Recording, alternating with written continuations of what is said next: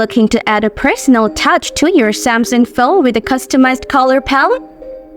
Well, in this guide, I'll walk you through how to tweak the color palette on your Samsung device. Ready? Let's dive in. First, open up your phone settings. Then, scroll down the menu just a bit. After that, find and tap on Wallpaper and Style. Next, choose Color Palette from the list of options. Make sure the color palette switch is turned on. Now, you can adjust your wallpaper colors to your preference from here. Next, tap on Basic Color. Choose any color that appeals to you. To apply, tap on Apply to save your changes. And that's a wrap! Your phone's color palette has now been updated. That's all for today.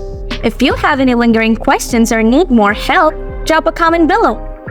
Thanks for hanging out and happy customizing!